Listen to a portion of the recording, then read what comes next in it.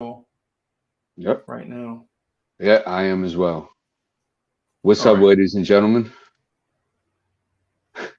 Here for a post hangout. Yeah, man.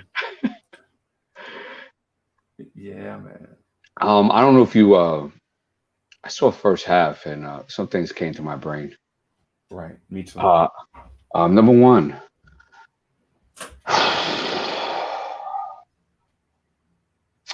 Who's our guard of the future, Freezy? Alex It's. Burke Evan. Go. You read my mind. Okay, so you read my mind off rip. Okay. Go ahead, rip it up then. So you read my. Okay, so quickly is struggling, bro. I don't Hmm. know if the stats say that. I have to look at the stats. I have to look at the. But he Well, don't he didn't start look. shooting though. Yeah, he don't look ready to be that guard, that lead guard that some may project him to be. Mitchell Mm. Robinson was open on Quickly's left side.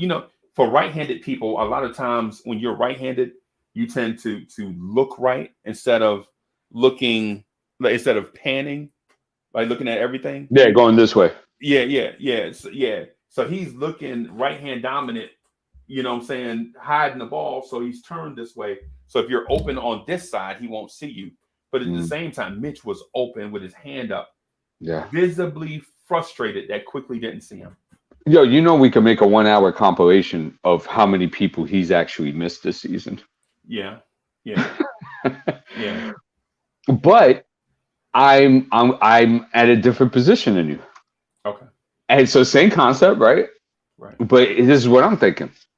And this is why I said, who's the point guard of the future? I mean, I'm my bad, guard of the future. Oh Alec man, Burke, Evan Fournier, or Emmanuel Quickly, right? And it's like, well, obviously it'll be Emmanuel Quickly obviously. because we know who Evan Fournier is and we know who Alec Burke is. So if I'm Tibbs, and this whole thing about IQ being a Tibbs guy, I've always been a little weird on that. Okay, But if he's really a Tibbs guy, why ain't he playing 22 minutes today? 20 minutes? right, Just you're not going anywhere. There's no point. And I understand I have 9 players, so that could be used as an argument. right. But besides from that, what is the purpose of playing Alec Burke and Evan Fournier? Mm, And yeah, if you are down with men, I can understand limited minutes. Maybe them getting like 10 or 15 just so everybody's not like fully exhausted. So what the hell, man? I'm, I'm, I'm, I'm frustrated with the Knicks, man. I'm not gonna lie to you. Hey, I'm having a computer issue. Hold on for just a Yeah, split yeah, yeah. second.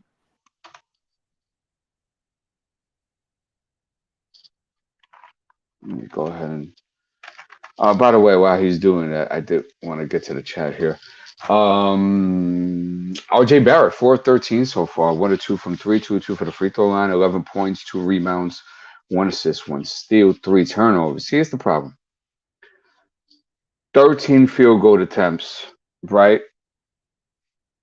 My bad, 14 now, my fault. 11 points. That's no bueno, bro. Nice block, Mitch. I'm at 7. Okay, that was the missed shot there, was the block.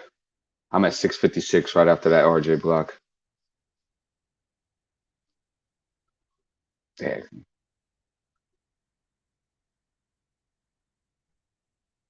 Mitch, get that out of there.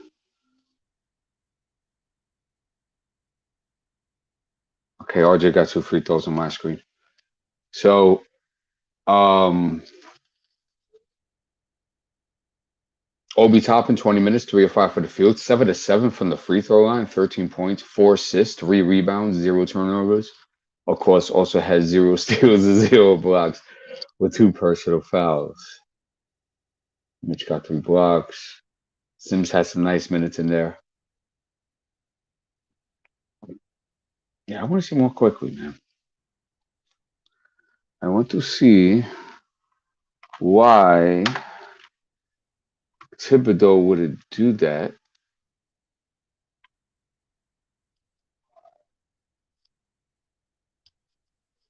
Eh, Why Thibodeau would not want to do that.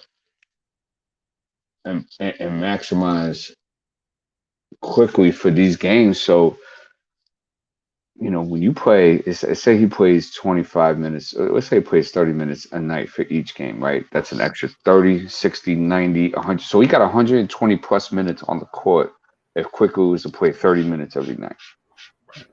Okay. Yeah, before he came back in, I was just wondering, like, why. I'm just still trying to figure that out. Why would not do that? Yeah, I saw it. I saw you. I just had a bunch of programs running at once. Yeah, Sites trying to slow us down. But yeah. yeah. I do see I do see where you're headed with that, and my frustration is your frustration. Mhm. Why, Tibbs? Why are you not taking advantage of this opportunity to teach the young kids something, to let them Yeah, play and get experience? right. And Right? then, go ahead, finish. Sorry. Uh-oh. I don't know. I think he went somewhere again. Uh-oh. Okay, there you go. You Yeah, froze on my yeah. screen like crazy. Yeah. Yeah, I And know I, I'm having an issue. I'm okay. hey, listen, let me disappear and then I'll come back. I'm gonna just restart this thing and then I'm jump back Oh, in. do that. All right. Okay. So let's see who we got here. RJ's problem is he searches for the fact. I'm sorry, I'm not on the controls here. I would have highlight your guys' stuff. RJ is the problem. RJ's probably he searches for the foul instead of focusing on the shot. Jay, I agree with you 100%. Um, Tricky Nicky, why didn't Randall play today? Supposedly it was the calf strain or something like that. No grind. I don't know. Anyway, they made some little BS in my book BS excuse injury to it, and I think they're sending him out the rest of the season. Can RJ pass the ball? Just as selfish as Randall. Yeah, right. There you go, hamstring. Thank you, Jay. Yeah, yeah. What do you guys think about RJ? I mean RJ. What's his name? Emmanuel Quickly not only receiving 12 minutes so far, but Allerberg has 24 and Evan Fournier has 22. What do you guys think about that?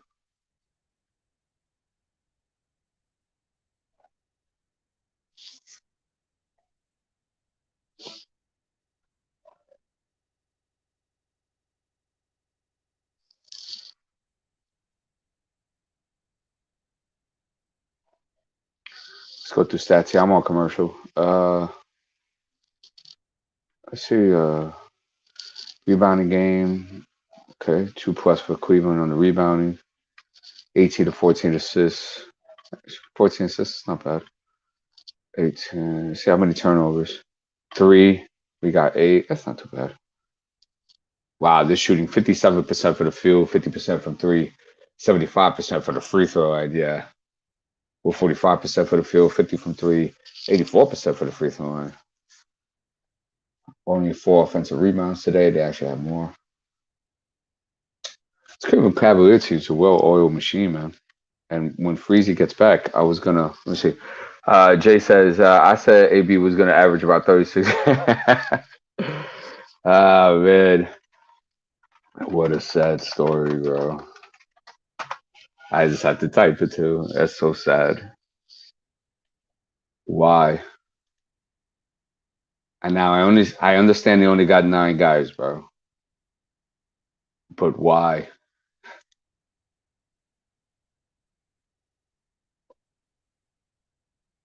Somebody's got to help me here. Oh, nice pass by IQ. Yeah, I just play IQ 30 minutes, man. This is crazy. And he could defend Garland better.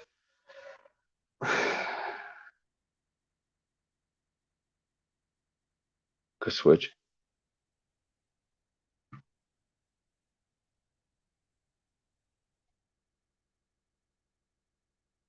Hmm.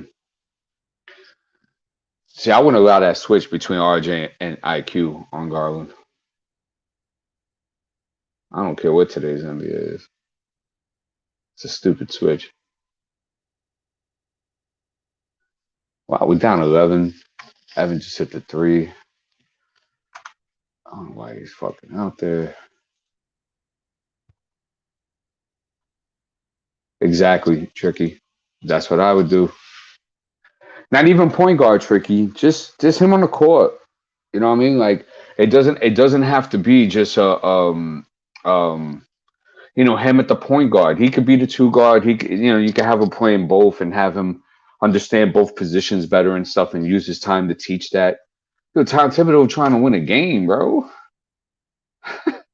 He's not taking this time out to teach.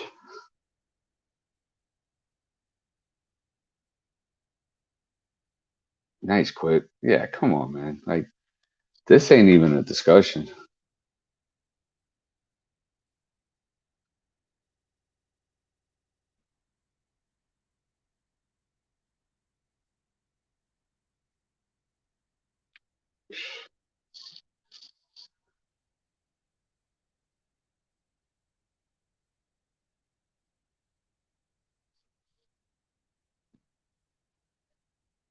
Mm. Doop-a-doop-a-doop-a-doop-a-doop-a-doop. Okay, top it with a three. It's a good shot, though. He's got to keep his follow through, though. He drops his follow through too quickly. He's not that great of a shooter yet to be doing that. Okay. Good. Oh my God, Toppin. Yeah. Does he hit that? Eee.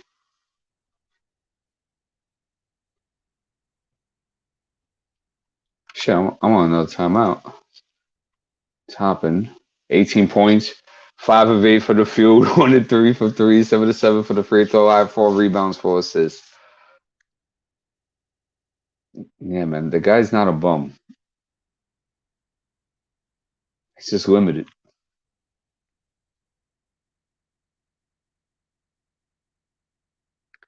I understand that, Jay. But if Tibbs is going to stick around, right, then you have to have IQ acquiesce to that pace which he likes. So why not use 120 minutes left of the season in order to see that pace that you want to see? If we want to go with your theory, Jay. Yeah, that shirt is ugly. All good now, Freeze? I hope so. You pounding that shit. Good shit. Yeah, man. I hope so, man. I hope we do. Yeah, man. Yeah, man. The Sixers beat the Hornets by 30. What is going on out here in these NBA streets? Well, I mean, you Charlotte don't play no damn defense. Yeah, I know, man. Mm. Tricky Nicky wants to know if he can hop on. What do you think? Which Nicky is this? Right. This is afternoon, Nick. Yeah. Which Nicky is this? Is this Tricky Nicky or Tipsy Nicky? Tricky Nicky. Which Nicky is this? If it's tricky, I'm okay with it. And then if you're cool with it, the F. Yeah, because if it's Tricky Nicky, that's our guy. Yeah, but yeah. We have no problem talking to you in the chat. Anyway, just woke up, Nikki. All right, it's up to you, Chris. Okay. You got the executive on this. Yeah, let me do something real quick. Let me pull this up. Then.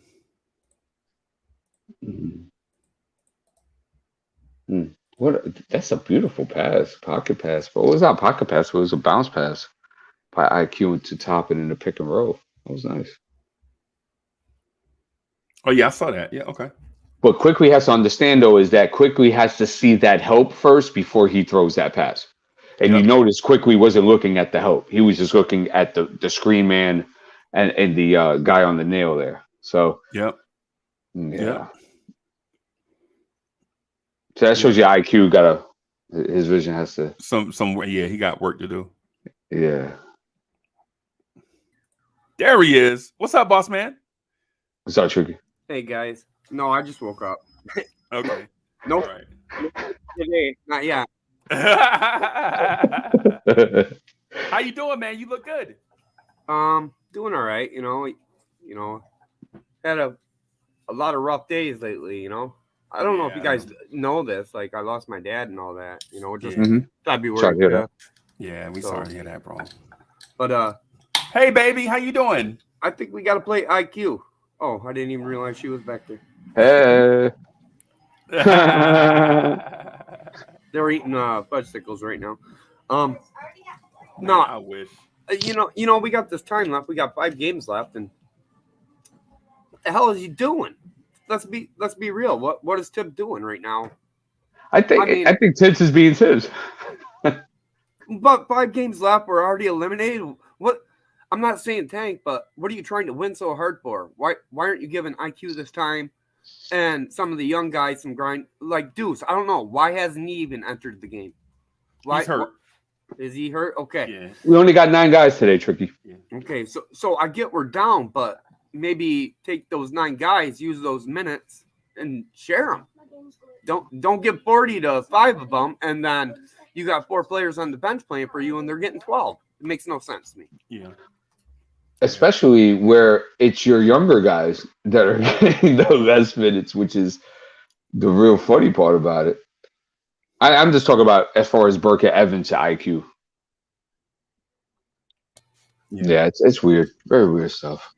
I don't get it what Tibbs does sometimes, because I would really like to see what IQ and these guys can do here late at the end of the season, especially since we are officially eliminated. Yeah. And like, we wouldn't be mad. I think people are going to get upset with Tibbs if he keeps going this route. And if he does this into next year, starting into next year, it's not going to be a good look for Tibbs, especially if we're losing. I mean, they're gonna boo him out of here. He'll be the next one getting booed out of here. You know what I would experiment with, Nikki? This is what I would do, right? As opposed to being hell-bent on the personnel moves in the rotations and substitution patterns, what I would be doing is experimenting with offensive sets. Hey, Mitch, I'm not going to use you as much as a pick and roller today. I want to see how you perform as a pick and popper, right? So I want to see all that mess you talked about, getting you involved in the offense. Let me see what you can do in this last stretch of games, right? You know what I'm saying? You say you have a jumper. All right. So this game, I'm gonna run a play for you to get that jumper off. I'm gonna run it about 3 or 4 times today. I'm not gonna overdo it now. I don't want you shooting 10 threes, but I want to see if I can bring you along a little bit. Like if the jumper is there, take it.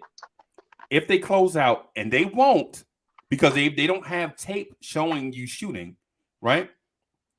If they close out, I want you to pump fake, dribble twice, and pull up and shoot a 12-footer. Can you do that?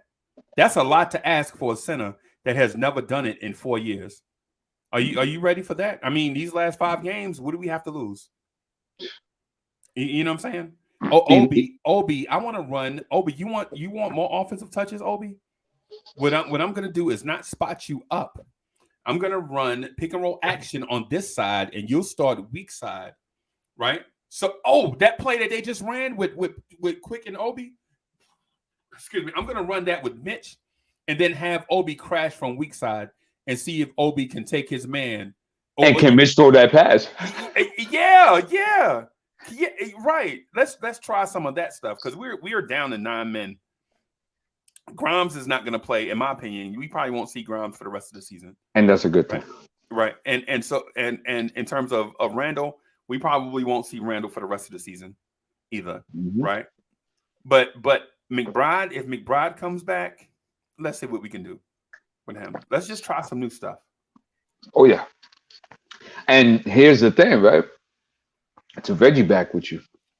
Cleveland knows exactly how to do what you're saying, right?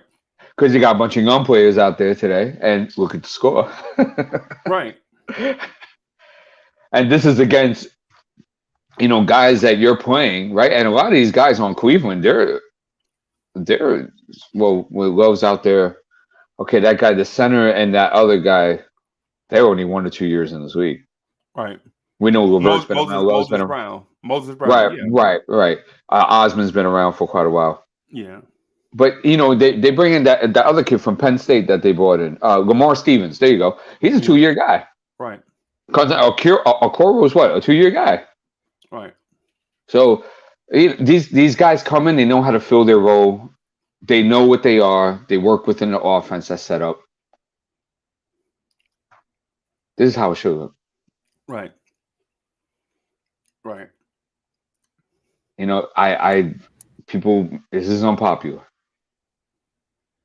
But seeing how things have gone, and you can do it all over again, right? And you have the magical token, Freezy, right? You got the magical coin that you can put it back in the machine and do the move again.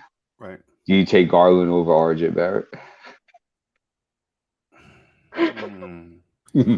I don't know if Garland fits in our system, though, the way Tibbs plays. Well, the thing is you would have had Garland before Tibbs. And his point guard play can fit with any system. Yeah. Right. Right. That is true. I didn't think about that. Tibbs came RJ's second year, but I don't think Garland would be playing as well, you know, with Tibbs as their coach. Yeah, because the thing is Tibbs wouldn't play him. Or Tibbs wouldn't be the coach. You probably would have hired Kenny Atkinson if you had Garland, the point guard whisperer. Excuse me. Do you think that's true, or at least a possibility? Well, I put my finger out. Yeah, that's a good point. They kind of would have gone a different direction if Garland would have been picked instead of Barrett. Absolutely, yeah, because you have to construct the team totally different now. This is your point guard. Right. Yeah, we would have had our point guard, but I don't know. I just have a heart. You guys just asked a question. I'm going to be honest with you. You just asked a question and said, with Garland over Barrett. Right. Like, I love RJ Barrett. I mean, you could tell that man has leadership skills, quality. He can pass the ball. He can shoot the three pretty decent. He's getting better with his right hand now. You know, I think RJ Barrett is possibly even the second best player in that draft. John Morant would be one to me, RJ, and then I'd go Zion maybe, but that's only based off Zion's injuries. You know, Garland, yeah, he's playing well, but it's Cleveland. You know, he's playing well, but it's Cleveland. Right. What do you mean by that? I'm confused. Well, I'm just saying. I'm not saying Garland like took an easy road. He had to beat out Sexton to earn a spot a little bit here and there. Okay. But I'm saying Garland, you know, it's a different system ran there. This whole system here in New York is basically based off of let's go through Randall, let's go through Randall, let's go through Randall. And it's been that way for 2 years. And until after Randall gave the thumbs down, that's when we started finally seeing more of RJ, more of Burks, more of other players like that, more of Evan Fournier. Nobody brings that up. I mean, Fournier had the second half of this season, he played well. Right. Fournier. But is that because of Randall not getting it? Ran through him all the time? I think so. It's just, to me, Tibbs needs an offensive assistant coach that can actually teach these guys, you know, to do these pick and rolls and these screen and pops and but Tricky, may I suggest something? Let's not go 65 miles an hour in a 25-mile-an-hour residential area. Right. And saying that you can get into all those things you talk about, but the question was that if you had the magical coin, and you go ahead and make the move again, would you take Garland over RJ Barrett, seeing how Garland has matriculated as opposed to Barrett? Not saying that Barrett hasn't matriculated, but we're saying that there are levels to this. Do we feel that maybe one is higher than the other at this point in time? Let me ask, because I wanted to ask you this. Are we asking, do you take Garland at 3, or did you trade back to Cleveland's pick, acquire more assets, and take Garland? Ooh. That's why I'm confused. Yeah, because to me, it's just RJ was the third pick. Because everybody thought that, you know. Because if you trade back, if you trade back to Garland's pick, then that means you acquire another asset, right? So is it RJ at 3, or I'm sorry. Is it Garland at 3, Mm. or is it Garland at Cleveland's pick plus the asset over Barrett?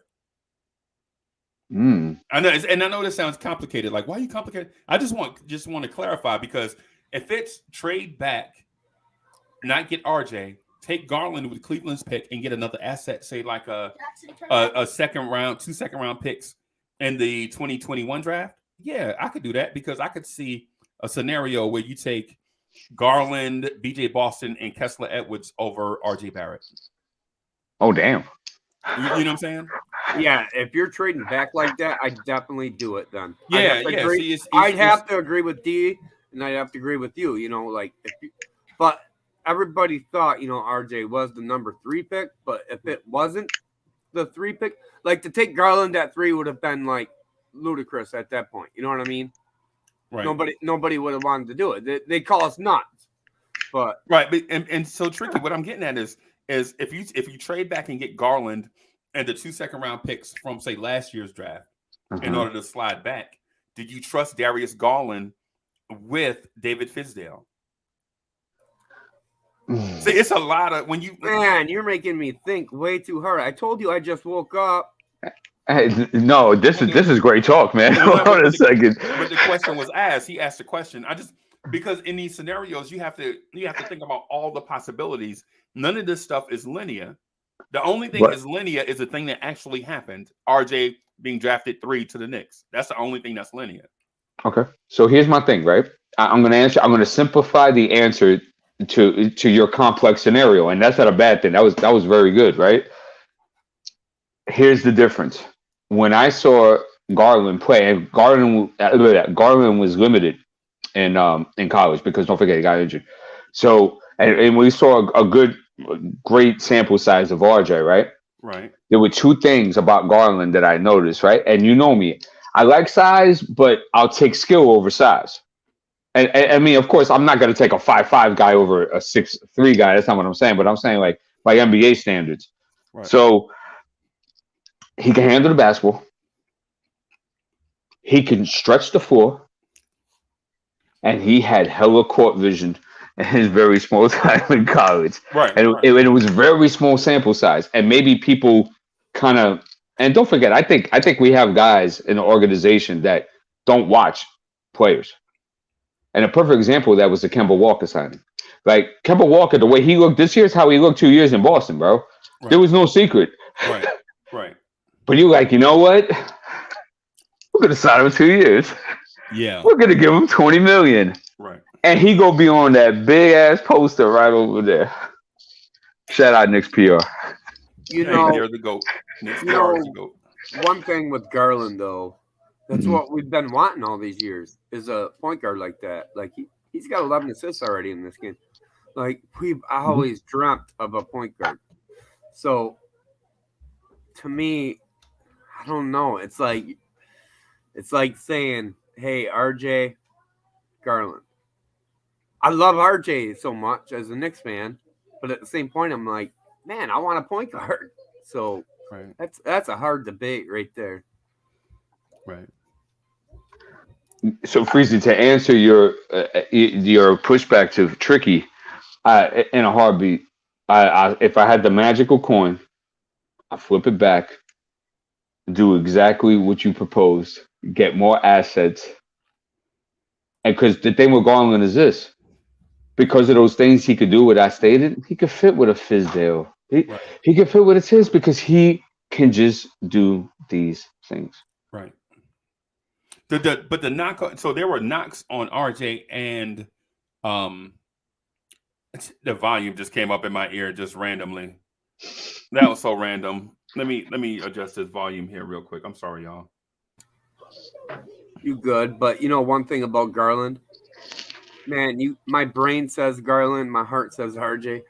Like, what does your gut say? I would go with Garland, especially. Always go with your gut, especially with Randall, the way he played last year. Like, I think Randall would have benefited more this year with Garland than with RJ. But I love RJ. Interesting point. Hey, Tricky Nikki, but let me say this to your point, not to cut you off, right? Just let me finish. So there were questions about RJ and Garland. Garland had an injury history. Garland had the reputation of and you know what I'm talking about. The injury prone, always hurt, slight guard coming out of high school. They have the skills, but can they stay healthy in the NBA? Can they take the pounding? It's the same thing. It's the same question about Steph Curry, about Trae Young, about Correct. Darius Garland. Yeah. The smaller guard, can they take the pounding of the NBA on a nightly basis? Some guys can and some guys can't, right? You see it. You know the guys. Like for instance, Ish Smith. Ish Smith is very talented, right? But at his size, he can't take the NBA pounding on a nightly basis. Kemba Walker. Yeah, Kemba Walker, right? Exactly. So think about this. If you take Garland, you trade back, you acquire more assets, right? Now that you take Garland, do you take quickly late in the draft, or do you take Desmond Bane? So it's like all these things, like it's a butterfly effect. You know what I'm saying? Of these things, do you take a certain guy now that you have the point guard of the future? You don't, or if you feel like you have the point guard of the future, now you're not searching for guys late in a draft. Now that you have Darius Garland, do you really take a flyer on Rokas Jokibitis, or do you draft a guy that you know can flat out play, that can contribute? Yeah. You know, this would be my theory on it. If you're an NFL team, basically, you need a quarterback. Right. You need a leader of your team. So you got to take the point guard first. And then, but you're talking about all these assets, and we're trading back. I'm definitely taking a point guard that I think can lead our team in the future. And I'm going to keep him because he's going to be the one that decides, hey, I want this guy around me.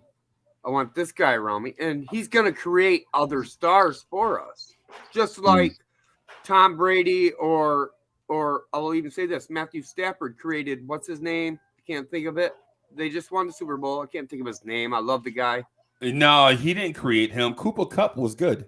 I know he was good, but he created him to the point where he got 124 receptions or something like that this year.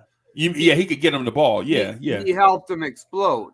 Right. And so you're going to see other stars created if you have a guy that can deliver the ball and pass the ball and run the offense. And not only that, one thing about a point guard is, and I think back to Chauncey Billups, they'll control the last 4 minutes of that game. They won't let it slip away. We've lost so many games this year where we just lost it right at the end of the fourth, and we're like, why? Because we didn't have a guy. So you're saying RJ Barrett is not the guy? I'm saying RJ Barrett is the guy, but RJ Barrett could be definitely a lot better if we had a point guard. But I will go with Garland. So you would take the point guard over RJ Barrett? RJ, yeah. Okay, so let me ask you a question, Tricky, right? Would you take a super duper center that can grab you 25 to 30 points for his career, 15 to 17 rebounds, 2 blocks, a steal, and play stellar defense and can pass the ball over a point guard that is dominant in that same capacity to that position? Which one would you take first? If you were the GM and you had your choice in the draft to take which one to start the foundation of your organization, which one would you take? Well, let's just look at Jokic. I mean, MVP, right? Mm-hmm. They ain't winning. They ain't going nowhere. We know that. Very good, Tricky. You got to go with the point guard. In my opinion, if you look at any good NBA team that's ever won a championship, they either had a good point guard or a great shooting guard. You're talking about Kobe, you're talking about Jordan, and you look at like Chris Paul, what he's doing over in Phoenix right now. There's a reason they're 64 and I think it's 12 right now or 14. 64 and 14 or something like that. And there's a reason they're that good. It's because of the point guard. And Paul was out for the season. But guess what? They got a good shooting guard. I would always go with the guards first. And, Andre Drummond, he was a great center here in Detroit. He got us 18 and 12. Okay. But we went nowhere. because we never had a point guard. And and Detroit never had floor spacing. They didn't have shooting, man. You had Drummond. Man, one time the Pistons had Josh Smith, Greg Monroe, and Andre Drummond at the same time. It was all those guys were great individual parts, but on the floor at the same time, man, you could run a 3-2 zone and shut down everybody. You know what I'm saying? I mean, Right. Sure they could rebound. Sure, all those dudes are capable of getting 10 rebounds, man. But bruh, come on, man. Yeah. This is what I gather from Tricky's answer, and I completely agree with him.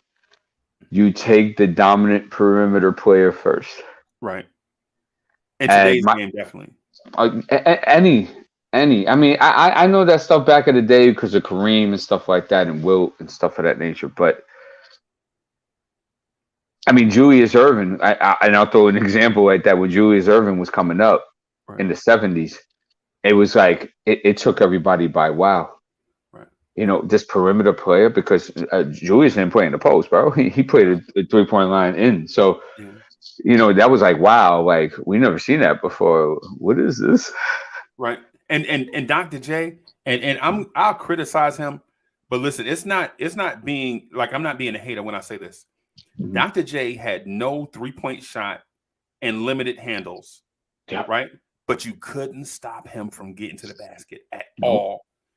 Right. Yo, he had a dope first step at like 35, bro. Right. Like he still had a dope first step. It was ridiculous. Right.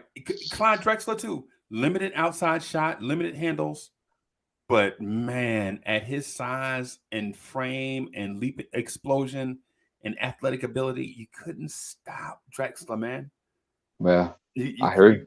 You couldn't stop a Don. What's good? Rayology is in the building. All right, what up? So, you know, another guy I think of, Freezy, that nobody thinks of, Earl Manigault. Earl Manigault was a perimeter player that was exposed. He was like, who's a player I could compare? I won't say Russell, but like that type of athleticism at that time. David Johnson, yeah, right. And it was like, you know, shout out to those pioneers and those that have passed, have them rest in peace. But you know, they paved the way for that, man, and that was really the wave. That's what this movie's ain't about. Will Chamberlain, man. You know, no disrespect to them, no disrespect to those pioneers, no disrespect to Kareem Abdul-Jabbar. Movies ain't made about them. Right. They're made about these dynamic perimeter players that we saw things that we just never would even think could happen on the basketball court. Well, unless you're talking like, you know, there was one center I would take before any point guard. Okay. Shaquille O'Neal. Shaq. I would have taken him anytime. Over who? Over anybody. Over Magic? Yeah. Wow. That's brave. That's brave, Tricky. If you ask me to take him over Kobe, over Jordan, over LeBron, I would say no. Over Magic Johnson, yes, I would definitely take Shaq first. That'd be the only time I would take a center first. Because centers, like, we got Mitch here. He's a traditional center. He reminds me of a 90s guy, like a 90s type center, the way he plays, the way he rebounds, how big he is. Like, but in today's NBA right now, you know, I think Shaq would have been the only one I would take in today's league on the basis that, you know, the guy, you just couldn't stop him. He would get his dunk. He would get his shot. I see what you mean. His physicality would be unmatched. And I hear you, but you understand you still need ball handlers in order to do those things for him. Right. He can't do it by himself. Best point guard of all time, name it. Magic Johnson. Not even thinking about it. Oh, God, I agree, but I disagree because I would have went with Isaiah Thomas from Detroit. Magic Johnson. Yeah, wow. Okay. Yeah. Wow. Okay. I wasn't expecting that. I thought he was going to say John Stockton or something like that. Yeah. Oh man. Okay. Hey man, beauty's in the eye of the beholder. Right. Right. Yeah, But man. but Tricky, completely agree. You take a perimeter dynamic player over a big any day, and that's why I beg the question about Garland and RJ because it's like he can stretch the floor, he can get his own shot, he can Right. set up an offense, he makes guys around him better, including himself. It's everything I talk about almost every morning. Yeah. No, I agree with you, D. Like the perimeter game is what matters. Now, can I ask you a question and throw it right back at you? Of course, Okay. Okay. that's Okay. what we're Okay. here for. Okay.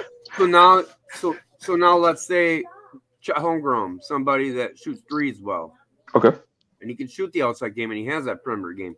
He's a okay, big guy.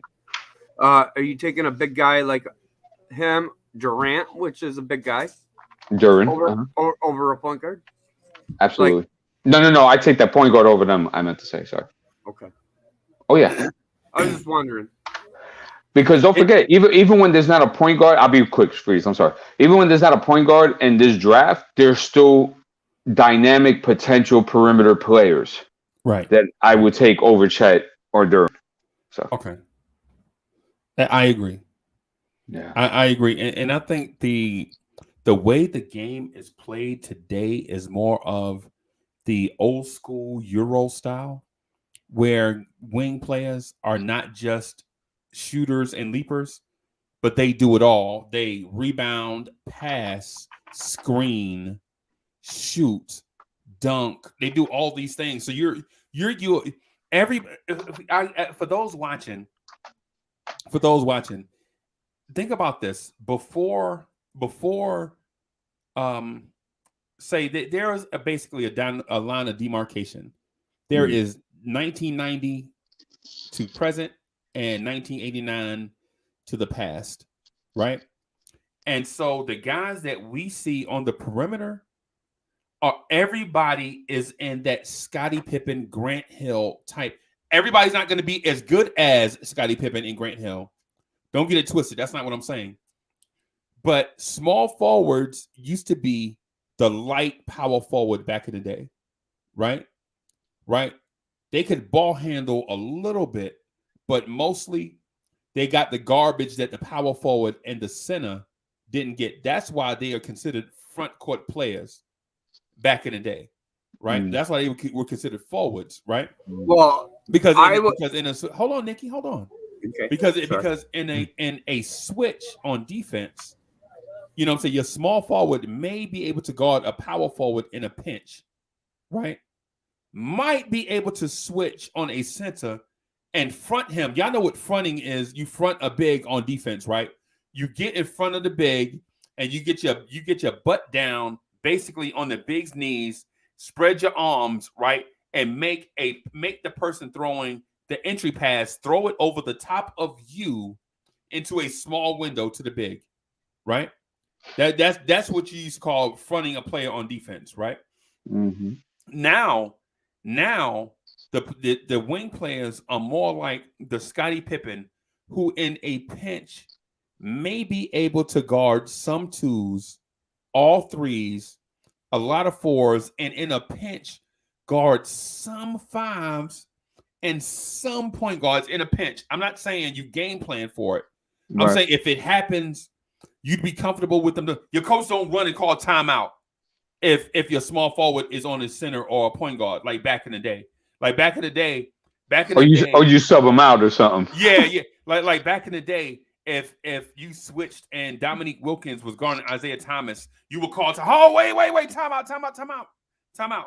Or if Dominique Wilkins, a small forward, was switched onto Moses Malone or Kareem Abdul-Jabbar, you would try to it would be like a case for an emergency. You don't want that matchup at all. Now you would feel comfortable with your LeBron James being switched on Trae Young in limited. Now, I'm not saying all game. I don't want this to ever happen. But if it does, you don't panic. And in that same scenario, you don't panic when LeBron James is switched onto Clint Capella, right? You don't panic. You're like, okay, I get it. All right. And now also also with the insertion of the motion offense, and part of this is comes from the schools that used to knock off schools like Michigan, like the big power basket, the so-called power schools like Michigan, Ohio State, North Carolina's, Louisville's, you know what I'm saying? Your St. John's, your schools that always get all the top recruits, right? They get the best athletes, right? So what small schools started doing is running motion offenses with these guys that were like 6'6" and above that can dribble, pass, and shoot. Well, now kids are raised from the AAU circuit to be able to do that. Now, guys that are 6'11" don't necessarily just bang. They got to have handles. They got to have a diverse. So to your point, to the point I'm getting at is this. The point I'm getting at is this. The big man that used to be like the dribble, pass, and shoot guy is no longer that. So now it's harder to find that guy. So it's easier to go with Tricky Nicky's, you know what I'm saying, argument of, yeah, I'll take the point guard first. And the reason being is because the point guard nowadays is so skilled, right? They can throw pocket passes 20 feet away from their intended target because they have bigger pass, and now they can shoot the ball from 26 feet away. Unlike they didn't used to do that back in the day. Right. Isaiah Thomas wasn't a 26-foot away three-point shooter. Neither was Stockton. Neither was Nash or those guys, the great point guard, Kevin Johnsons, Tim Hardaway's. They wasn't that type of player. Excuse me. And I say all of that to say, I agree with you guys. Now, my preference is the wing player. Go get the dynamic wing player, the guy that's going to be. Go get your Mathurin, your Davis, your guy like that, as opposed to the point guard, which now his role, the point guard's role now, is limited to deep three-point shooting, right, and pocket passes. Point guards don't have the same roles anymore because now teams tend to run more of that motion-centric offense where your wing players can dribble, pass, and shoot. And so I say that as a counter to the argument that Jokic is the MVP, basically, is what I'm getting at. Long-winded. And just saying it. You know, hey, look, I agree as far as Jokic being the MVP.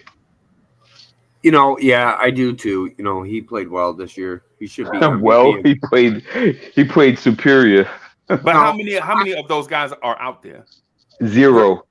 Right. And how many have there been? Zero. This dude is and I'm gonna say this, and people are gonna think I'm crazy, but he is the greatest center to ever play in the style that he plays. Oh, right? Yeah. And that style that he plays, he's the greatest player to ever. I don't think people would think you're crazy saying that. I 100% agree with that. Right. I'm not saying he's the greatest center. That's not what I'm saying. But the greatest center of that style, because previous to him, it was a dude named Arvydas Sabonis, a guy that could shoot the three, pass out of the post, rebound, and do a lot, throw those passes that. And so Tricky, what I'm saying is, the taller, the bigger man you are, normally the bigger hands you have, right? Right? Correct. The basketball remains the same size for everybody, right? So when you get guys like Mitchell Robinson, Mitchell Robinson can't throw those type of passes, not because of the skill, but because bigger people. Anyway, imagine Shaq trying to play like Sabonis. Never happened. Never happened. Right? But I will say this to y'all argument. So first of all, let me say this to Tricky Nicky. Tricky. I'm listening, bro. I'm going to say it. I want to say it without being offensive. So a guy tells me that Duke basketball Coach K revolutionized the game because he took an athletic power forward out of high school named Grant Hill, turned him into an athletic small forward with point guard skills in college. I know Grant Hill. Yes, I know all about him here in Detroit. I loved him. Right, but he wasn't just that. Coach K what I'm told is Coach K revolutionized the game. So what I want to say to you is this: I think Ohio State may have revolutionized the way we view basketball. Ohio State. Ohio? Yeah. You don't bring up Ohio State in a Michigan Wolverine household. I'm not in a Michigan household. I'm in a I am though. Come on now. Ohio State, they're the devil. Michigan is come on, what? Tricky Nick, you don't do this, bro. Don't turn this into that, Tricky Nicky. I'm just telling you, like, Ohio State is not welcome. Who's the greatest point guard in Michigan history? Since we're talking about point guards and wing players, who's the greatest point guard in Michigan history? Ramil Robinson? Damn, you have this useless knowledge. If you want me to say Michigan, hey, I could say Michigan State, Magic Johnson. There's your answer. No, you said no. We were talking about Michigan. Well, Michigan State is Michigan. No, he said Michigan. He didn't say Michigan State. Don't do that. Yeah, and good try though. I could say Duke or North Carolina because they're only 6 miles apart. You want to put Davis in there too? I would then honestly have to say I can't really name the greatest one. I would like to consider Jalen Rose one of them, but he really didn't play point guard. So, but I would go Magic Johnson. I'm going with Michigan State. Hey, Larry the Bird said Trey Burke, Michigan. Trey Burke. Who's the greatest point guard in Michigan history? Trey Burke. I'm not saying nothing. You just. So who's the greatest big in Michigan history? Roy Topley? Chris Webber. Oh yeah, Chris Webber. Yeah. Juwan Howard. You can put Juwan there. I was going to say. So neither are better than Jerry Lucas, and none of them were as talented as Greg Oden, even though Greg Oden was a bust because of injury, right? Hey, can I ask you a question? Did Ohio State beat Michigan last year in football? I don't think so. No, they didn't. That's the first time in 10 years, though, right? Hey, we're on a winning streak. You guys are on a losing streak. Yeah, a one game winning streak. I got you. But to D Poetic's point though, what do you rather have, the point guard, wing player, or the big? In today's game, man, I would prefer the point guard, wing player, somebody in that vein. Of course, because here's the thing, here's the kicker. If you get two of them together, you can start a dynasty. Listen, Breezy, you're right. You're right 100%. I was going to bring that up earlier until we got on this Buckeye talk. That's not bad. But he hit some strings of the violin there. Yeah. No, I was seeing red like Will Smith. I was about to. You're seeing red? What, Ohio State red? Yo, you know that Will Smith thing's gonna last for like the next year. You know that, right? Yeah. Okay, good. I keep following on that though. It's funny, but it's not so funny. do you just don't respect, say, the Mike Conleys? No, I'm saying the Jim Jacksons. I'm saying we got two of them already. We got two of them already. We just don't have the point guard. We got Cam Reddish. Right. We got RJ. Right. Cam is a wing. Yes. We got two of them already. I don't want Zion here, to be honest. He's more of a, what is he, 6'6"? Yes, he's got some hops, but we don't need him. We need a point guard to get them guys the ball. I'm telling you, Cam Reddish, RJ, you get a point guard here with those guys, and I can rock with anybody. We'll win games, period. So you value skill set over chemistry. Yeah, in this scenario, you value skill set over chemistry in this scenario. I would have to say, like, if you're gonna tell me RJ 6'7" at shooting guard, we can put Cam at small forward, put RJ back to his original spot, get a point guard. I don't care who the power forward is or the center. I don't. Okay. You could throw Sims in there. You could throw Obi in there at power forward. I'd be happy with that team, and I'll be rocking with it. But you could make that same argument with a center, though. If I'm Shaquille O'Neal and I have Derek Fisher, and I don't know who else he played with in Orlando that was weak like that. Like Donald Royal or something like that. Yeah. That could just throw me a post pass and I can take care of two people and they spot up and shoot. Yeah, but the thing is, there is no Shaquille O'Neal's out there. That's like once in a generation you see a guy like that. No, Yeah, of course. We could say that about point guards too, to be quite honest with you. But the point being is that when you have a dynamic player like that, does it really matter what you have around them? right. I think the point guard matters. I just do. And I'm with you. I agree with Freezy though on the point that I think wings definitely matter, big time. Okay. So do you think RJ Barrett is going to be in RJ Barrett's prime, his peak years, say 24 to 32? Is he going to be an elite wing player in the NBA?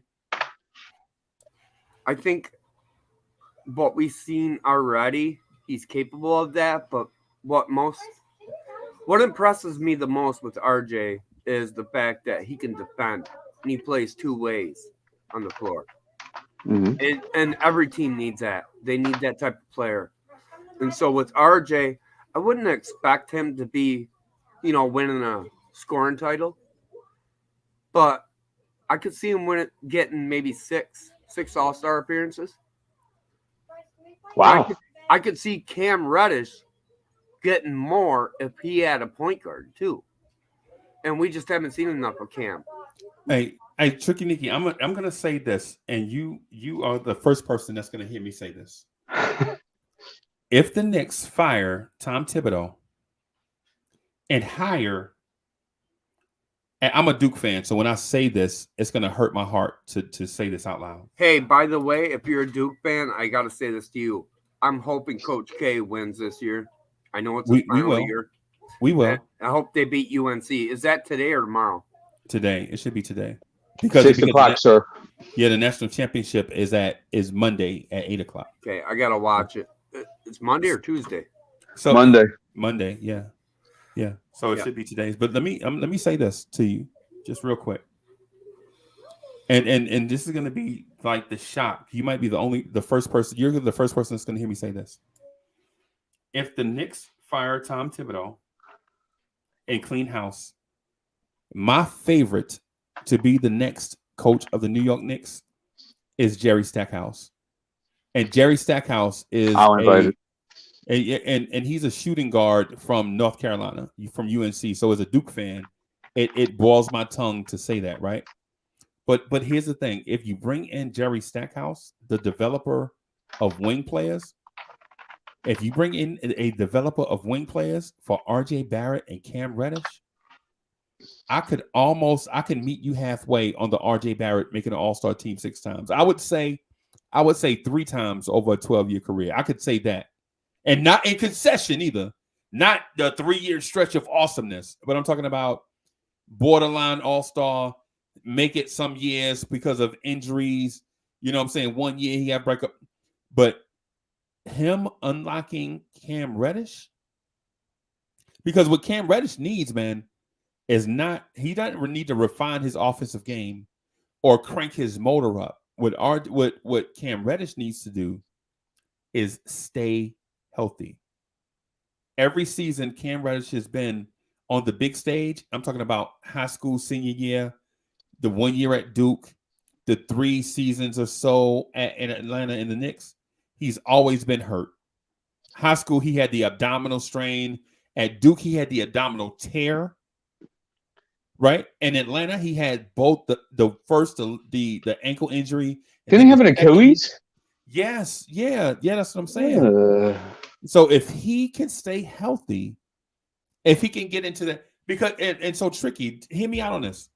The same thing happened to a dude named Paul George, right? Paul George went through this thing where he kept flying under the radar because the dude always had these nagging injuries, right? But when Paul George could stay healthy, and see, in case you didn't notice, Paul George is hurt right now. He's always hurt, right? But when he's healthy, you see how dynamic he can be. So to Knicks fans that are listening to me and wonder what we have on the roster, y'all are excited about Quentin Grimes. Listen, I get it. I get that. We finally drafted a guy that looks like he's an NBA player. Grimes is an NBA player. But is he a star? No. Cam Reddish, has that tantalizing, tempting, high-level talent that most NBA players don't have, right? I'll give you an example of tantalizing talent. Tricky Nicky, you remember a dude named Ray Jackson? Yeah, from Michigan. You are such a Michigan home, man. Listen, so Ray Jackson had this tantalizing, like, ability, right? His thing was upstairs, right? Why? He played with a dude named Jimmy King, a dude named Jalen Rose, dude named Juwan Howard, right? What's the name of the Lakers team president right now? The agent, the owner's Jeannie Buss. The agent turned team president. Rob Pelinka. Rob Pelinka. So Rob Pelinka played with them also, right? So they played with all these guys. The most talented, the most physically gifted player was a dude from Texas named Ray Jackson, a scoring machine, right? But his thing was upstairs. The thing that stopped him from being dominant in the NBA is upstairs. How come Jalen shot that right there, man? I have 17. I could have scored 20. That won't get you to the NBA, bro. If you weak upstairs, you can't play. If you're not any league, freezing. Right. Yeah, right. That's what I'm saying. And so the thing I'm saying about Knicks fans, you are looking at this roster right now, and you're like, man, RJ Barrett is going to be the next such and such and such, right? Right. Today, RJ Barrett against a Cleveland Cavaliers team shot 4 for 18 and scored 12 points. When there was no competition there was nobody pushing him to take him out of the game. RJ Barrett is 4 for 18, right? Against being defended by Isaac Okoro and the guy from Indiana. What's the guy from Indiana name? Karis LeVert, right? RJ Barrett's 4 for 18. I'm here to tell you, if Cam Reddish had carte blanche like that today against Cleveland, he won't be shooting no damn 4 of 18. Yeah, right. And I'm not knocking RJ, because all NBA players have some limitation. They all do. Everybody has some limitation, right? Like for instance, LeBron James might be one of the greatest players to ever play, but his limitation is he can get beat defensively. You get that 260 pounds going in one direction and change directions. You know what I'm saying? Everybody knows that, right?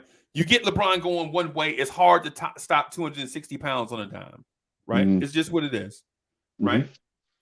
What I'm saying is if you're a fan of the Knicks, what you should be excited about is the guys on your roster, on our roster. I'm a Knicks fan too. With the flat out raw, natural NBA ability. Cam Reddish is one of those guys. Can he put it all together? Can he put it all together? We'll have to see, because you can't have coaches that are there that limits your development. When you have coaches that limit your development for the sake of scheme, then you might be in a situation where you have to consider, do I keep this coach around, or do I take this diamond in the rough and polish him up and see if he's a diamond, for a valuable diamond? You know, Breezy, that's what I was saying. Like, I can only name maybe 2 to 3 players on this team we have now that I would keep. And Cam Reddish is one. And like I said, it sucks we didn't get to see him much this year because he had that shoulder injury. And he was hurt when we traded for him. He had the ankle when we got him. RJ Barrett would be another one. And IQ would be my other one. If I can name what do you like? What about Obi? How do you Everybody like Obi? else, I don't care about. I mean, he's okay, but then he's off and on. Just because he played well, a few games, everybody. I think a lot of Obi's hype right now is based off of Randall's unsuccessfulness this year with Knicks fans. Hey, look, Tricky. Obi Toppin went 5 of 10 for the field today, 1 of 4 for 3, 9 of 9 for the free throw line, 4 rebounds, 4 assists, 20 points in 30 minutes. 20 points. Yep. Yeah, but what I'm saying is, I need to see more. I guess. Of I guess course, give me another year and do it consistently. But we never got a chance to see Obi do this because Randall wasn't being such a whiny brat early in the season, and then he started at midpoint of the season, and now we're seeing Obi finally, and it's like, man, I need to see Obi more. check this out, guys. I just looked this up right now. I want to share it with y'all. Darius Garland for the year at 6'2". How many pounds is he? Anybody know off the top of their head? 180 maybe? Something I'm like gonna that, guess right? 175? Let's say 190. Let's just say, right, for the Yeah, sake. okay, so they have him listed as 6'1", 192. Okay. Okay, right. Okay, cool. 190, right? Let's just say, right? RJ is 6'7". And what, 210? Right. 205? Right? Darius Garland shoots at the rim better than RJ Barrett. Yeah. And he can shoot, and he can play, and he can dribble, and RJ's defense, we noticed that he's a capable defender, Right. but sometimes he's not always a willing defender. Yeah. Yeah. So if I'm gonna deal with that at 6'2", 190, this is a no brainer for me. Right. Right. Right. I'm with you. And so listen, listen, RJ Barrett, and I'm gonna say this, and y'all gonna call me such a homer, but as a Knicks fan, I'm a basketball fan first, but I'm in a tight race. I'm closely followed by being a Knicks fan, right? Mm. So the thing is, RJ Barrett is in my personal top favorite Knicks of all time, right? Already after 2+ years of being in the league. Okay. I What gives you the reason for that? What has he done that puts him in that category for you? Nothing. Nothing. Seriously. I'm not saying It's been that bad. No. I'm not saying that his career, like I'm not saying that he hadn't done anything in the NBA. What I'm saying is he's been my heartstring since day one.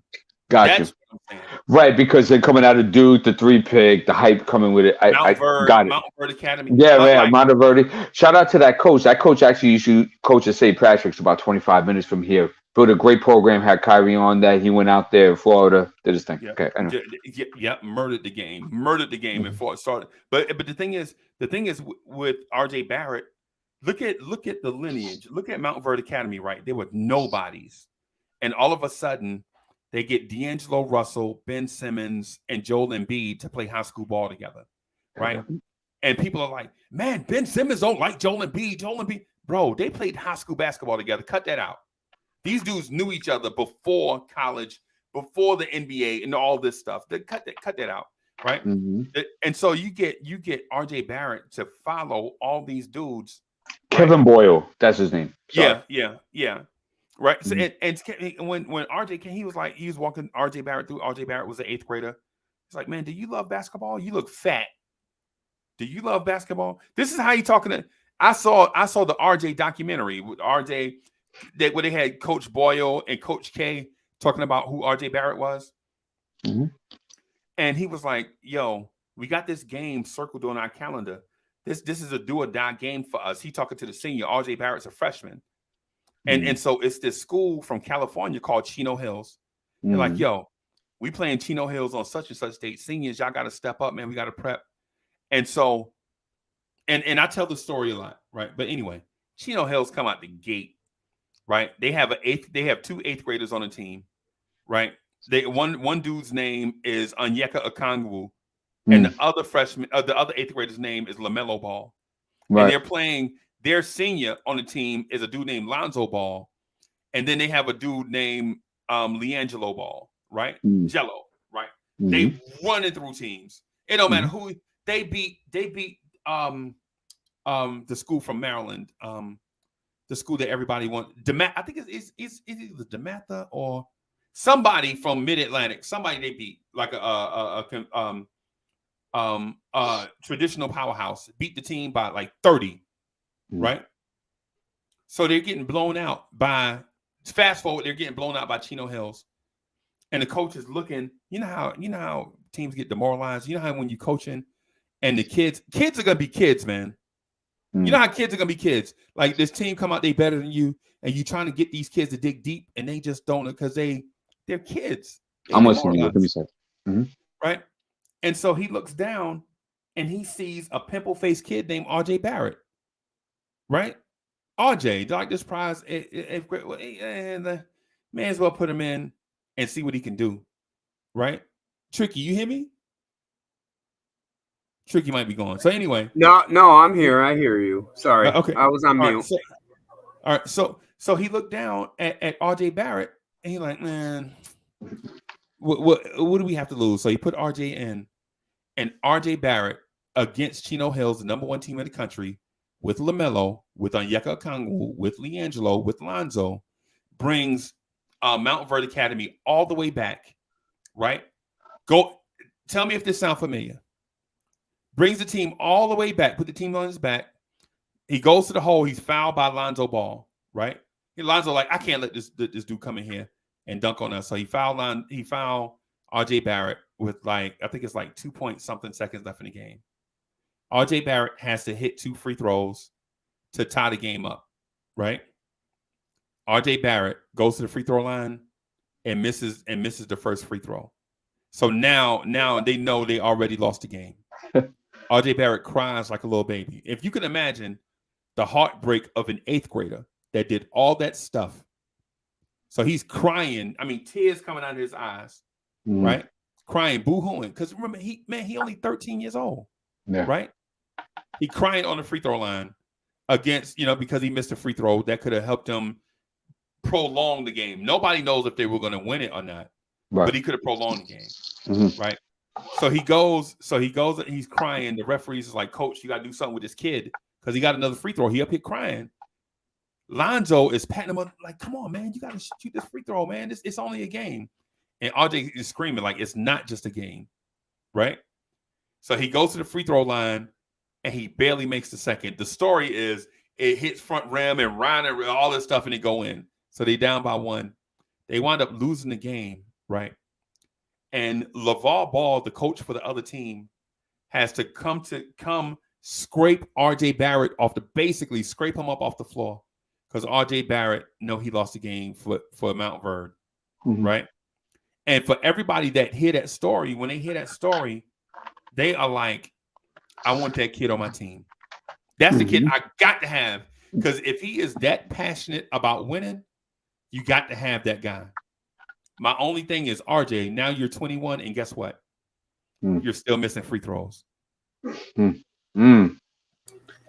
Hold on. And to that, right, I think we should do Paris Duggar's generous contribution. Right. Hey, Paris Duggar, thank you for the generous contribution. Paris Duggar says, RJ was embarrassing today. We can't max him. And Paris, Paris sometimes says things that I like to play around with and see what people think to get the feedback. Because if I go ahead and say, you know what, you guys are wasting your time with RJ Barrett, blah, blah, blah, people will be like, oh, D, you're out of your mind, the whole night, right? And it's like, I ask these questions for a reason. He's highly inefficient. Right. He would have to have a dramatic jump next year. In efficiency. Forget about the points. We know he can score the points or volume. We got that already. Right. We know he can get to the free throw line, but as you saw today, it's dependent on how the refs call it. Right. They weren't giving him no calls today. Right. And you see, he looks like a shell of himself now. Right. And somebody mentioned in the chat before, they said, I noticed that he likes to get the contact more than try to finish a shot. Right. Poor people that finish poorly in the paint usually do. Right. AKA Alec Burke. Right. So this is interesting. This was a game today where RJ Barrett should have had an easy 30. Easy. And maybe he responds. Maybe throughout the next 4 games he's averaging 30, 35. Maybe. But we don't know the future. We ain't got crystal balls. We're basing on what we saw today. Right. I don't know, Freezy. I don't know about RJ, and that's why I presented that whole thing about him being the third option on teams and stuff of that nature, because I was like, hey, if I could get a sucker to give me some assets for this and they believe in him and he's only 22 years old, I'm going to heavily think about that and contemplate. You have to consider it. You And know, it's and it. Oh, go ahead, Tricky. I'm sorry. like with RJ Barrett, I have to agree with Paris to a point. Yes, it's one game, but it's one of many games we saw all year with him where he plays well. He'll play well maybe 3-4 games in a row, and then we see this. And it's like, if you think about it, with RJ, I think he would be willing to take a little bit less than the max. I wouldn't insult the guy. I think he would be. I think he would be if he really wants to be a Knick, like he's been saying. But I wouldn't give him, I'd give him 4 years, 150 million. I wouldn't give him the 181 that everybody thinks. Interesting. So what do you prove by saving that $7 million? Because and I'm asking you this, not because I question you, but because I'm interested in where the question goes after this. Because what you're proving is you're proving to your teammates, especially Cam Reddish, his former Duke teammate. You're proving to him, hey, I'm leaving some money on the table for you. You and I got to do this. We got to lock this down, make this our team. So do you let Cam Reddish sign first? And then RJ is like, I'll clean up the rest. I didn't think about that, but that is a good point. And actually, for the Knicks organization, I would probably do that. I would want to do that. And then you could say, look, this is what we got. But you got to remember, RJ isn't worth 181 million. What is it? 5 years, 181? Mm-hmm. He's not worth that. He is worth basically 5 years, 150. And that's giving the dude 30 mil per year. I mean, and I would give some to Cam and say, hey, we're also going to get you a point guard in here. Here's the point, though, Tricky. Right? Let's say that Barrett wants the full, and he makes it clear, and he says, "Hey, look, we'll go through his numbers real quick, right? This month, right, well, my bad, in the month of March, right, which is you can count today as well, right? 25 a game. Wow, 25 a game. But people didn't realize that he shot 40%. Yeah, he's only shooting 21 attempts. Yep. Right. Efficiency. He's shooting 6 threes a game at 31%. He actually shot better from the free throw line this month, so let's give him credit. He got there 8 times a game, and he shot at 79%. That's more like it. That's what we want to see. And that's probably why his point production went up, because, he was able to hit his free throws. But here's the one that grabs me. I like the 6.5 rebounds, but I don't like the 3.6 assists to the 2.6 turnovers. Yeah. It's the same assist to turnover ratio as Julius Randle. Yeah. That's what I'm saying. I wouldn't give him the max. And if he doesn't want to take it and he walks, that'd be devastating for us, right? But for a couple of reasons. What is more devastating? Giving him the max and then we can't sign anybody else to a big contract later. You know what I'm saying? And we're waiting 5 years through his contract and going through the same damn situation that we went through right now, that we're going through with Julius Randle. Julius Randle took less. I would think RJ would. Okay. I'm just saying that if a guy thinks that, I never underestimate, this is my warning, never underestimate the power of somebody feeling they should get everything that they deserve because they got a stat line of 25, 6, and 4. Right. Yeah. Doesn't matter how it comes. But I mean, you look at that stat line, that's kind of unfair because you got to base it off what he did all year. I mean, do you want to do that? He's averaging 20.1 points per game this year. That's all he's averaging. No. Hold on. And give him a break. Today, he's probably at 20. Since January, it's actually gone up 4 or 5 points, meaning that give him the ball, his points per game go up. You see, you got to think like an agent sometimes. If you're like talking on the behalf of this player and their contract and their finances within the organization, right? I got to promote him the best way. Okay, yeah. So Nikki, after the All-Star break, the dude is averaging about 26 points a game. I get that. I know that. I've looked it all up myself. I'm saying throughout the year, though, he wasn't. And yes, he wasn't given the ball early in the season. You guys are right. My point is, like with Parrish saying we can't max him. Well, I wouldn't either. I would basically offer incentives. You got to do this to get your money. There's a way we can sign him without maxing. Give him 5 years, 150 million. He wants the other 31 million. Make an all-star team. Yeah, but another team might give him that. Well, if another team that's the point. That's the whole point of it. Do you get rid of him? And of course, like the organization has to do their job of getting a pulse as to what RJ's feeling. Well, if another team does, then we're just gonna have to look at Tibbs and say, "Hey, why isn't Grimes playing?"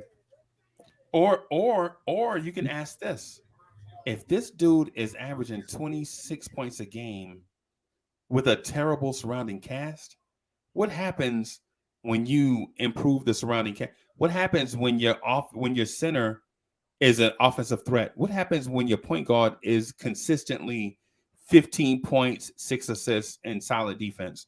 What happens when your shooting guard is not every 3 games he's 30 points, but in the interim he's 9 points? Well, what happens when your floor is balanced? Well, what happens when the coach doesn't run an offense that only has 2 offensive players moving at one time?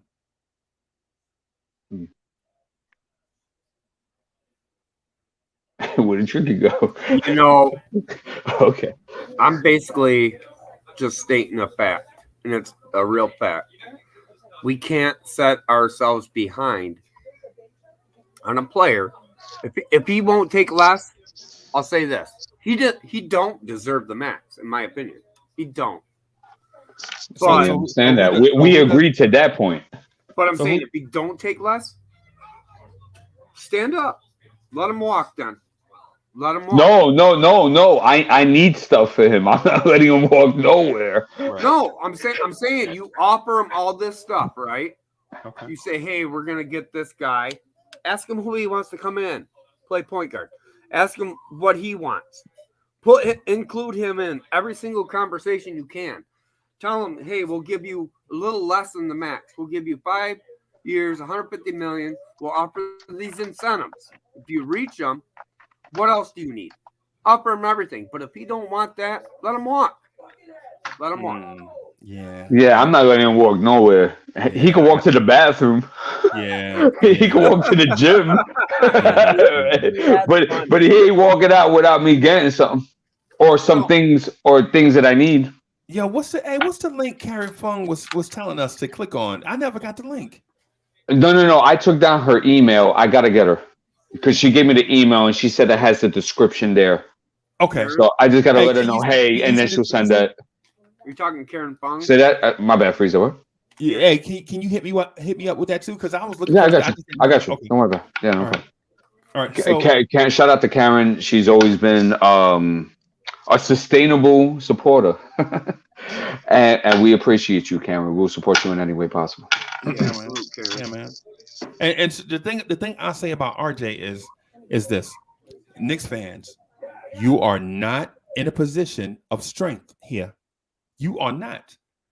Because if I'm RJ Barrett, I'm like, okay, you ain't got to give me the max. But look at all the other first round picks you drafted around me in this environment. I can step. I can get out of here. You know what? I could demand a trade. You don't want to give me the max? Okay. I love Toronto. You know I'm from Canada. And the inconvenient thing about that is the Raptors are in our division. Ain't that something?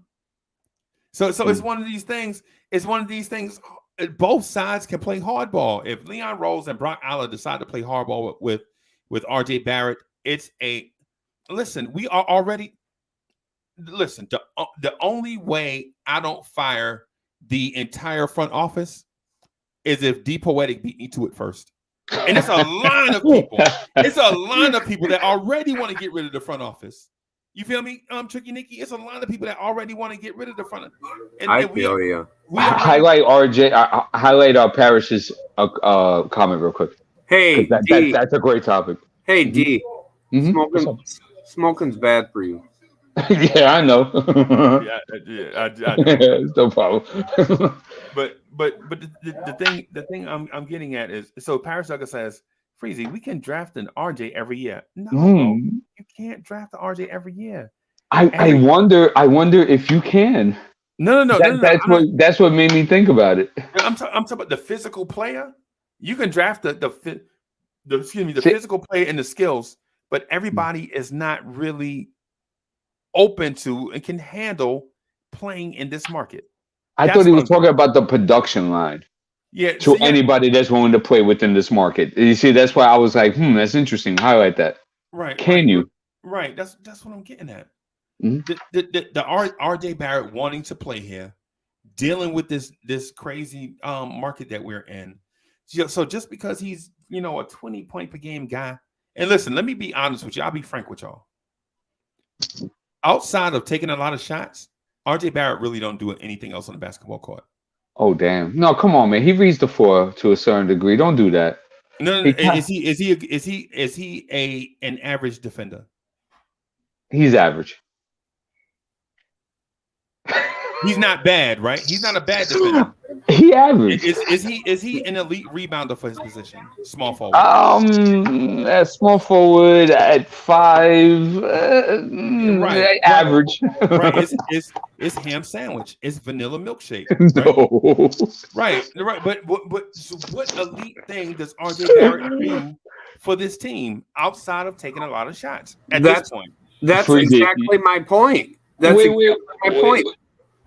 Go ahead, D. Yeah. I'll kick it right to you, right? But Freezy, put in the comment of Chef that said, "Pay that man, stop playing." Right. Go right there, right? Chef, thank you for being a continuous supporter, but I got something for you. RJ for this year is shooting 56. This is his best year, by the way. Okay, keep that in mind. At his position, he's shooting 56% at the rim, which is the bottom at his position. At the All rim. at the rim. Darius Garland shoots better than him at the rim. Facts. He's 6'2". Keep that in mind. All mid range, Chef, 30%. I'm going to tell you how many he took 326. That's all mids. So that's short mid, that's long mid, all of them, right? That means And he at only the made about 90 of them. Out of right, 300. are you right? Let me see. Yeah, you're right. 98. Good. That was very good. Right. That's You're crazy. on the ballpark, right? All threes, right? League average, league average at 35. So, and at the corner, he's only 31, and he's taking 100 of them. And he doesn't have an efficient ball handle. He does read the game, but he doesn't. He needs a better build of it.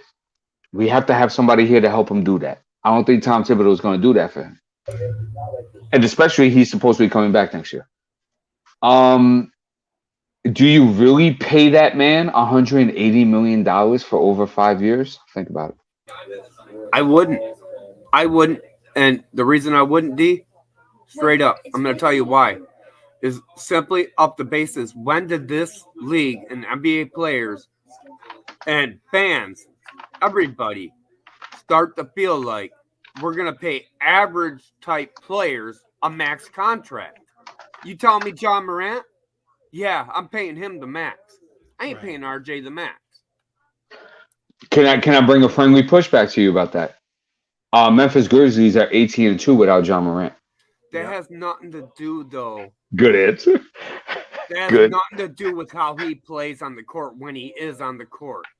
Mhm. They Okay, I'm with it. might have a good team, but John Morant, when he's on the court, he's proven it every night. He isn't taking nights off like RJ is, like he did today.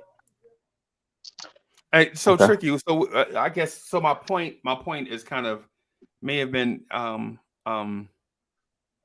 and down a little bit. So what I'm saying to you is that RJ Barrett to the Knicks is a max player, right?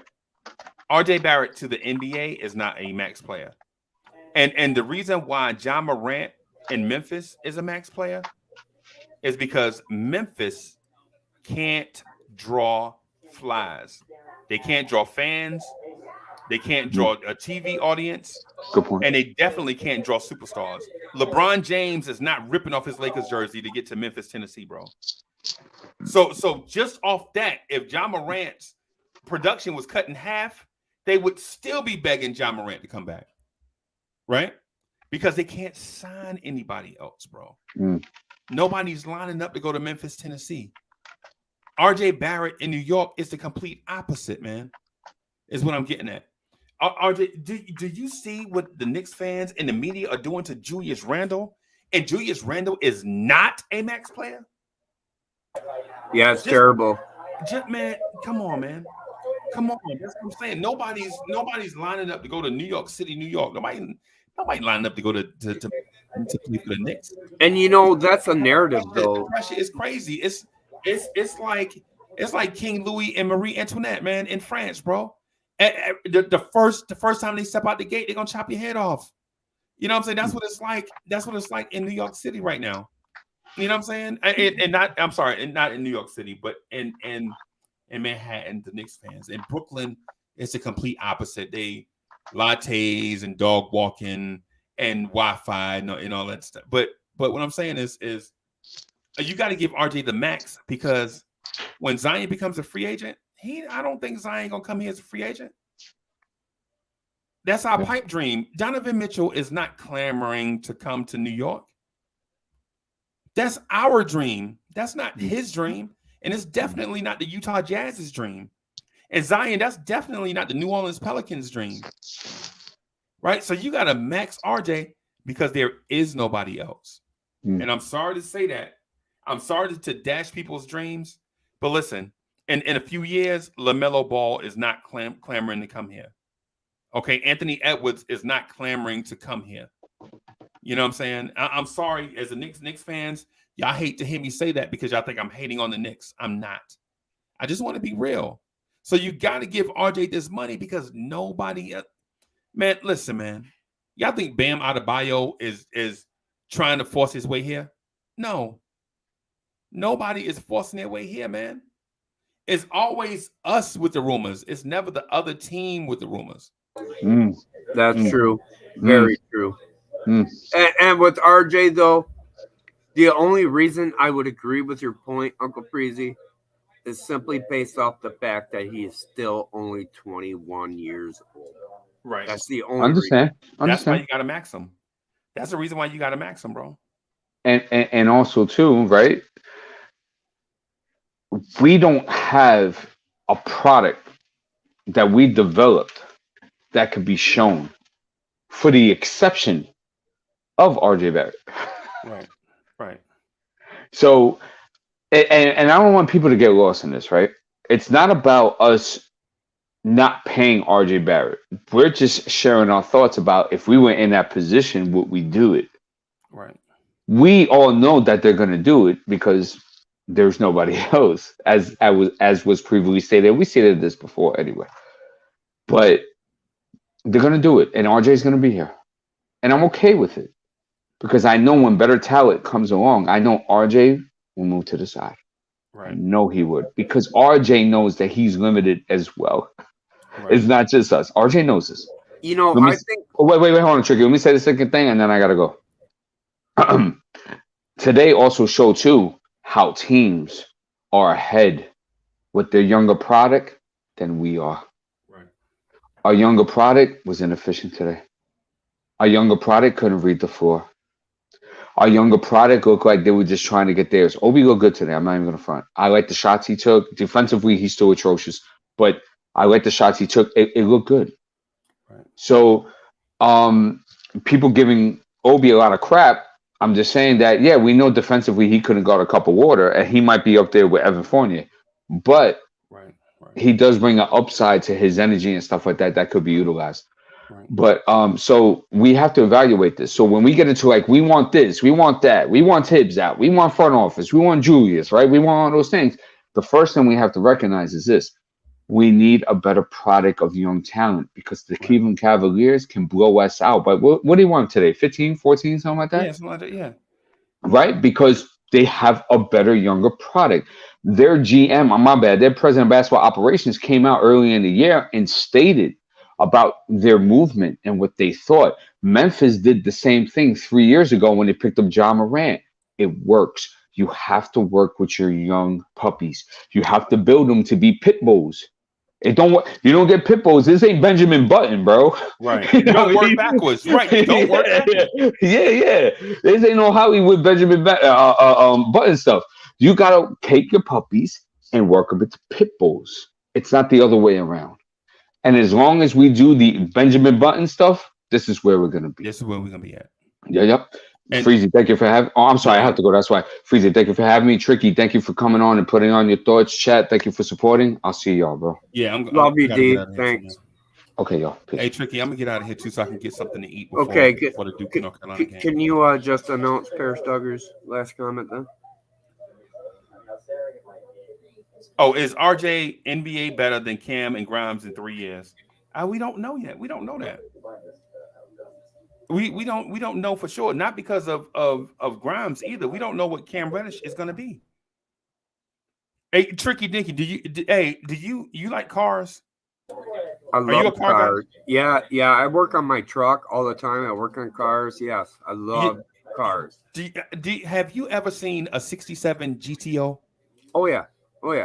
Right, and so sometimes when people see them, you'll see them in these weird colors like purple, or like the midnight blue.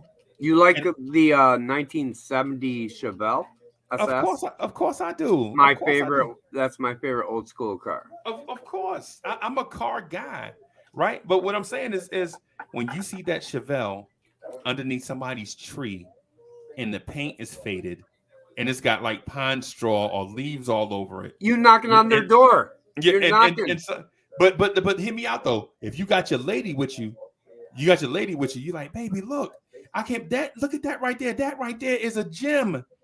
And she'll say, you talking about that rusty car up under the tree with the leaves on it?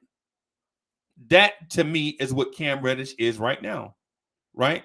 The faded paint job with the rust on certain parts, the flat tires, you know what I'm saying? The spider web on the antenna and windshield, you know what I'm saying? Maybe the windshield is cracked, but when you pop the hood, there's something in there. You know what I'm saying? Yeah, that's what I'm getting at with Cam. That's a good point because so you see it one we way. haven't seen. I like Cam Reddish. I love right, and we just haven't seen him. You know, he came here. We saw him a glimpse for maybe 5 weeks, and then he got hurt. Yeah, again, because he was hurt when he got here. He was playing through a ankle sprain when he got here. So hopefully this offseason everything works out. But to answer Parrish's question, I would basically say I can see Cam better than RJ in 3 years, but Grimes definitely not. Right, and so that's what I was getting at. Is RJ NBA better than Cam and Grimes in 3 years? So the question is asking me, is RJ better than Cam and Grimes together or both? And you can't really answer that about Cam because you don't know what his ceiling is. But with Grimes, Grimes has a high floor. Grimes is going to be a very good NBA player, but he doesn't have star potential. So you can't really answer the question because you don't know if RJ is going to be better than Cam.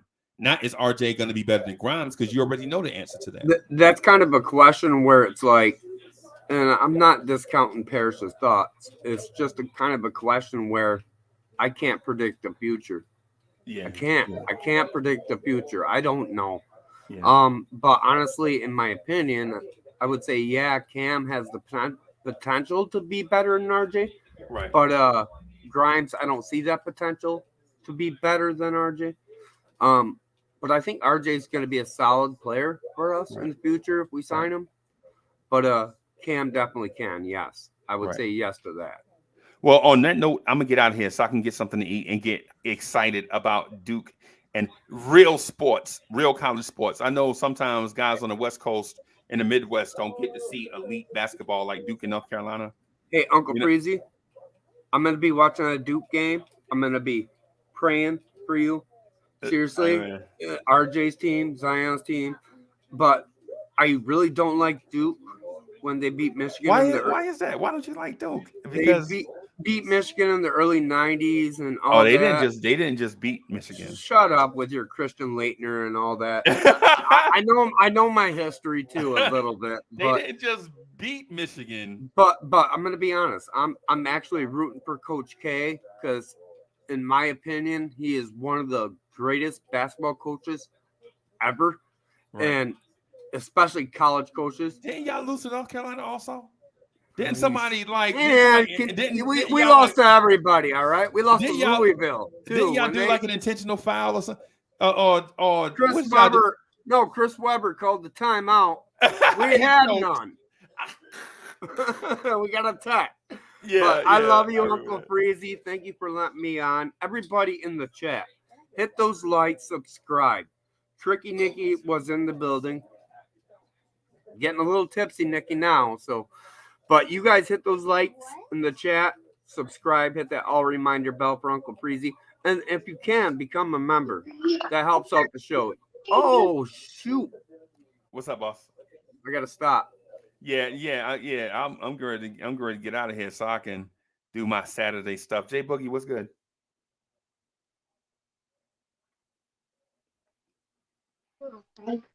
Yo, what up with y'all, man? How y'all doing, man? What's up, man? Hey, Jay Boogie. Salute. Yo, what's Love good you, with you? brother. First of all, let me shout out the chat. Shout out to everybody, man. Blessings and blessings to everybody. Second, yo, y'all gonna put some respect on my team, man. Matter of fact, where my keys at, man?